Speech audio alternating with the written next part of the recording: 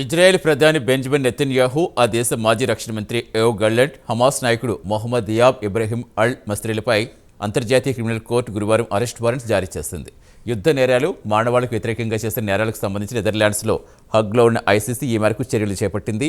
హత్య, హింస, అమానవీయ చర్యలు, మానవత్వానికి వ్యతిరేకంగా నేరాలకు వారు పాల్పడ్డట్టుగా ఆరోపించింది. గాజాపై దాడులతో పాటు పౌరులకు ఆహారం, నీరు, వైద్య సహాయం వంటివి అందకుండా చేశారని ఆరోపించింది. పిల్లలతో సహా మరణాలు తీవ్ర మనసు సంక్షోభానికి దారితీసినట్టుగా పేర్కొంది.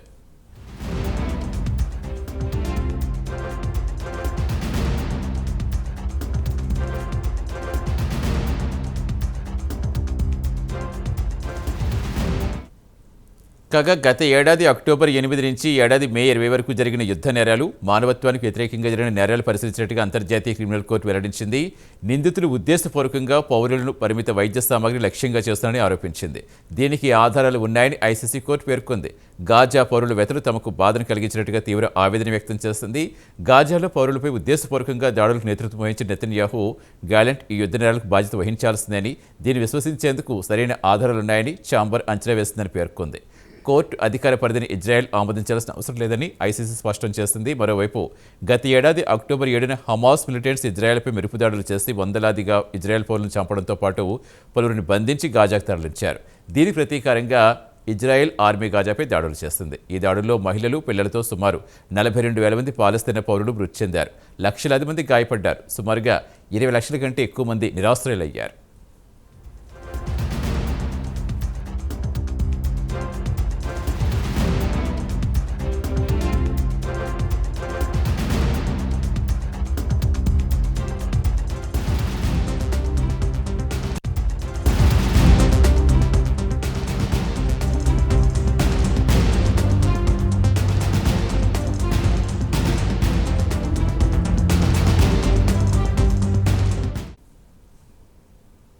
పాకిస్తాన్లో ఖైబర్ పఖ్తూన్ఖ్వా ప్రావిన్స్లో ప్రయాణికుల వాహనాలపై సాయుధులు విచక్షణరహితంగా కాల్పులు జరిపారు. ఈ ఘటనలో 38 మంది మరణించారు. మరో 29 మంది గాయపడ్డారు.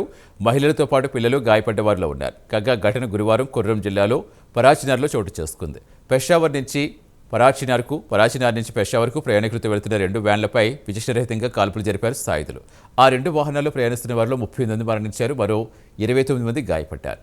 గాయపడ్డ వారిని ఆసుపత్రికి తరలించి చికిత్స అందిస్తున్నారు స్థానిక అధికారులు.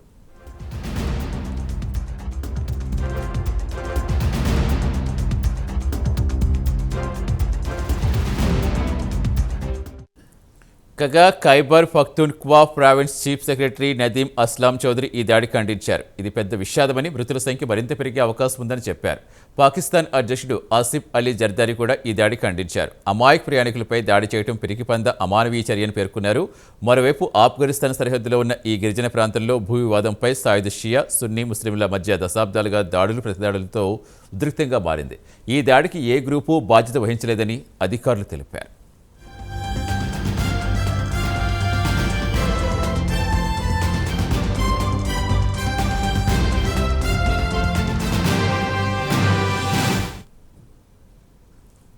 బందీల విడుదల గురించి ఇజ్రాయెల్తో ఎలాంటి చర్చలు జరపలేదని Hamas Gaza acting chief Khalil al Hayya స్పష్టం చేశారు. ఇప్పటి వరకు ఇజ్రాయెల్తో ఖైదీల మార్పిడి, బందీల విడుదల గురించి ఎలాంటి చర్చలు జరగలేదని స్పష్టం చేశారు.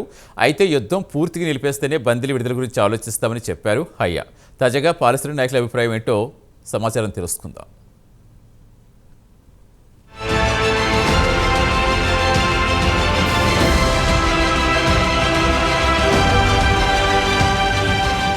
పాలస్తీనా మిలిటెంటు హమాస్ వద్ద ఇజ్రాయెల్కు చెందిన సుమారు 100కు పైనే ఇజ్రాయిల్ బందీలు ఇప్పటికీ మగ్గుతున్నారు. వారిని విడిపించాలని ఇజ్రాయిల్ ప్రధాని బెంజమిన్ నెతన్యాహుపై స్వదేశంలోనే పెద్ద ఎత్తున ఒత్తిడిని ఎదుర్కొంటున్నారు. యుద్ధాన్ని ఆపి బందీలను తీసుకురావాలని ఇజ్రాయెల్ ప్రజలు కూడా కోరుతున్నారు. తాజాగా నిర్వహించిన సర్వేలో కూడా ఇజ్రాయిల్ పౌరులు హమాస్ విధించిన షరతులను అంగీకరించి వెంటనే బందీలను విడిపించుకురావాలని డిమాండ్ చేస్తున్నారు. అయితే నెతన్యాహు మాత్రం హమాస్ షరతులకు ససేమీరా అంటున్నారు. ఇక తాజాగా ఇదే అంశంపై గాజాలోని హమాస్ యాక్టింగ్ చీఫ్ ఖలీల్ అల్ యాహియా కూడా బుధవారం బ్రాడ్కాస్ట్లో మాట్లాడుతూ ఇప్పటి వరకు బందీల విడుదలకు సంబంధించి ఇజ్రాయెల్తో ఎలాంటి చర్చలు జరపలేదని స్పష్టం చేశారు. బందీల విడుదలకు ఇజ్రాయిల్లోని పాలస్తీనా ఖైదీలను విడుదల చేయాలని తాము ఇజ్రాయెల్తో చర్చించలేదని కూడా యాహియా చెప్పుకొచ్చారు. ఒకవేళ ఇజ్రాయెల్ యుద్ధాన్ని నిలిపివేస్తే బందీలను విడుదల చేసే విషయం గురించి ఆలోచిస్తామని చూచాయగా చెప్పారు.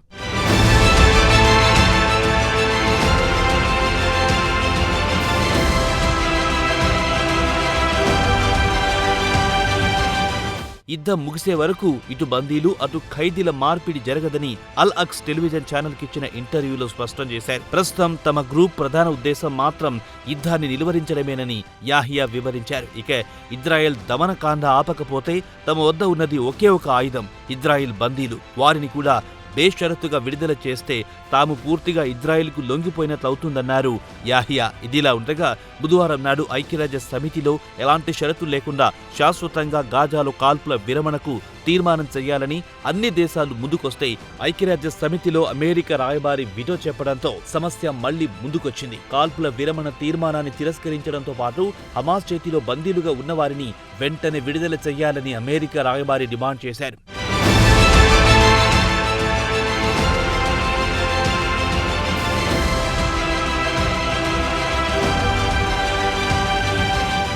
ఇదిలా ఉండగా యాహియా విషయానికొస్తే ఖతార్లో బందీల విడుదల అంశానికి సంబంధించి ఈజిప్షియన్ మధ్యవర్తులతో జరిపిన చర్చల్లో ఆయన పాల్పంచుకున్నారు. అయితే చర్చల్లో పురోగతి సాధించకపోవడానికి ఇజ్రాయెల్ ప్రధానమంత్రి బెంజమిన్ నెతన్యాహు కారణమని యాహియా ఆరోపించారు. దీనికి వ్యతిరేకంగా నెతన్యాహు మాత్రం చర్చల్లో పురోగతికి ఇస్లామిస్టు గ్రూప్ అడ్డంకిగా మారిందని ప్రత్యారోపణలు చేశారు. ఇప్పటికీ కొన్ని దేశాలు నిలిచిపోయిన చర్చల్లో పురోగతి సాధించడానికి ఉత్సాహం చూపుతున్నారని యాహియా అన్నారు.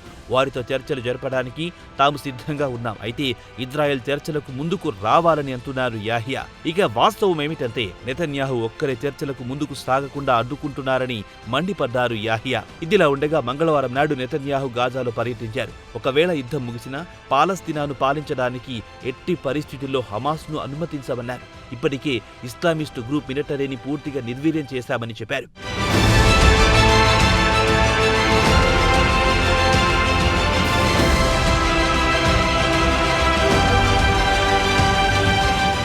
ఇదిలా ఉండగా నెతన్యాహు మాత్రం బందీలను విడిపించడానికి తాము శాయశక్తుల కృషి చేస్తున్నామన్నారు. ఇజ్రాయెల్కు చెందిన సుమారు 101 బందీలు తమ అంచనా ప్రకారం గాజాలో ఉన్నట్టు భావిస్తున్నామన్నారు.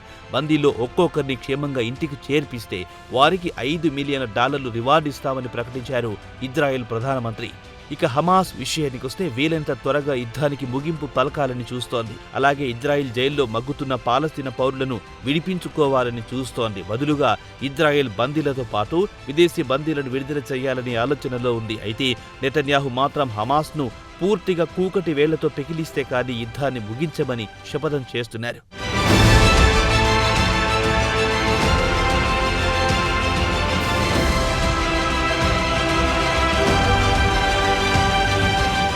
ఇక బందీల విడుదలలో కీలకమైన మధ్యవర్తుల విషయానికొస్తే ఖతర్, ఈజిప్టు కీలక పాత్ర పోషిస్తున్నాయి. ఈ రెండు దేశాలకు చెందిన ప్రతినిధులు ఇటు హమాస్ అటు ఇజ్రాయెల్ను రెండు పార్టీలు సీరియస్గా దీనికి పరిష్కారం కనుగొనాలనే ఉద్దేశంతో ఉంటే తాము మధ్యవర్తిత్వానికి ముందుకొస్తామని చెప్పారు. ఈ నెల 19న ఖతర్ విదేశాంగ మంత్రిత్వ శాఖ అధికార ప్రతినిధి మాజెడ్ అల్ అన్సారీ మాట్లాడుతూ దోహాలోని హమాస్ పొలిటికల్ ఆఫీస్ శాశ్వతంగా మూసివేయలేదని చెప్పారు. అయితే ఈ నెల ప్రారంభంలో అమెరికా అధికారులు ఖతర్ నుంచి వెంటనే హమాస్ గ్రూప్ను వెళ్లగొట్టాలని ఆదేశించిందని వార్తలొచ్చాయి.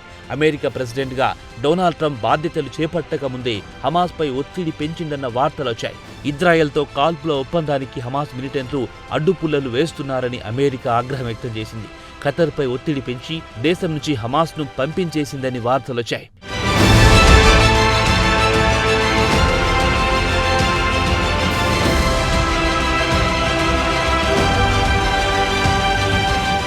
ఇక గాజాను ఎవ్వరు పాలించాలనే అంశంపై ఈజిప్ట్ ఒక ప్రతిపాదన చేసింది.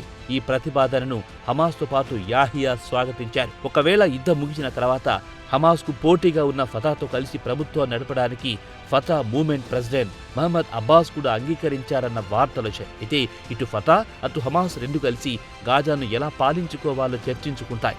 ఇప్పటి వరకు దీనిపై ఎలాంటి ఒప్పందం మాత్రం కుదరలేదు. అయితే గాజాను హమాస్ పాలించడానికి వీలేదని ఇజ్రాయెల్ తేల్చి చెప్పింది. అలాగే మహమ్మద్ అబ్బాస్ పైన కూడా తమకు నమ్మకం లేదని ఇజ్రాయెల్ అడ్డు తగులుతోంది.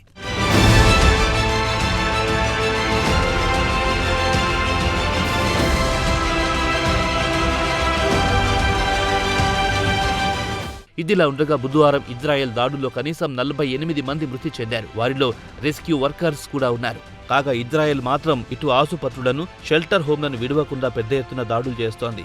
ఉత్తర గాజాలోని జాబిలియాలో ఇజ్రాయెల్ వైమానిక దాడుల్లో 12 మంది మృతి చెందారు. మరో 10 మంది ఆచూకీ తెలియకుండా పోయింది. ఇక హమాస్ మిలిటెంట్లు మాత్రం అమెరికాపై తీవ్ర ఆగ్రహంతో ఉన్నాయి. కాల్పుల విరమణకు అగ్రరాజ్యం అడ్డుపుల్లలు వేస్తోందని ఆగ్రహంతో ఉంది. మొత్తానికి చూస్తే పగ్గాలు చేపట్టే వరకు పరిస్థితుల్లో మార్పు కనిపించకపోవచ్చని పరిశీలకుల అంచనా. అప్పటి వరకు గాజాలో పౌరుల ప్రాణాలు అరచేతిలో పెట్టుకుని బిక్కుబిక్కుమంటూ బ్రతకాల్సిందే.